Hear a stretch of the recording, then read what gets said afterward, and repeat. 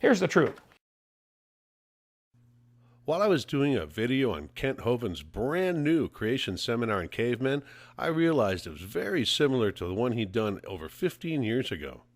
Just how many similarities are there? Is this really Grandpa? The evolution theory says this is Grandpa. So, can an ape-like creature turn to a human? Is it possible for an ape-like creature to become a human?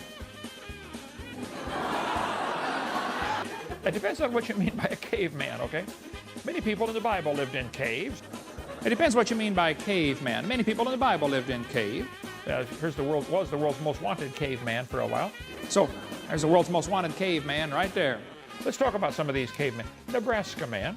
Let's talk about a few of the so-called cavemen here. Nebraska man's a good place to start. Piltdown.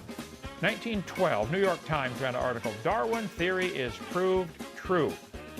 In 1912, the New York Times announced, Darwin theory proved true. What about Neanderthal man, found in the Neander Valley in Germany? Neanderthal man was named after Neander Valley, where it was found in Germany. Joachim Neander wrote songs like the song in our songbook, Praise to the Lord, the Almighty, the King of Creation. Named Joachim Neander, who wrote the song in your songbook, Praise to the Lord, the Almighty, the King of Creation. They said, look, this guy's bent over. That's proof he's coming up. No, he's going down, okay? So they said, see, his back has been over because he's slowly coming up. No, he has arthritis. He's slowly going down. The Neanderthal brain was 13% bigger than modern man. Their brain is bigger than ours, 13% bigger on average. They've reconstructed the skull a dozen different ways. How do you want it to look?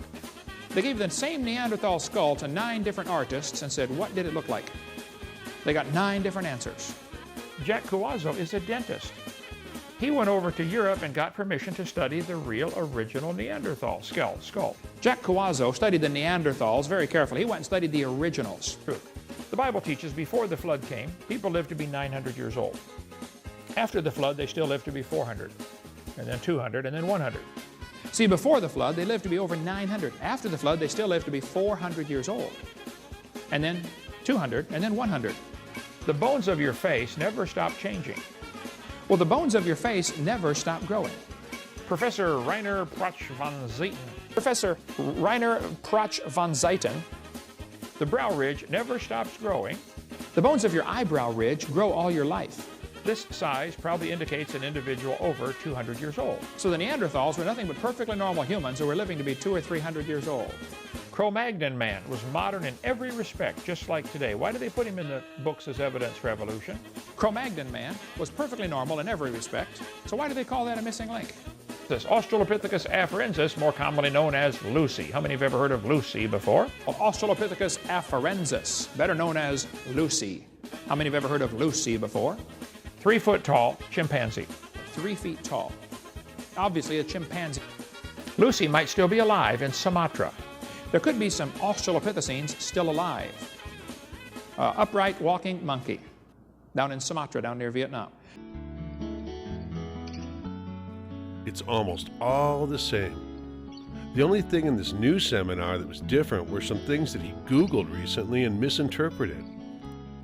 But there is one thing that he said that's true now that wasn't true back then. Science for 15 years, and now do seminars on creation, evolution, and dinosaurs. This is not my wife.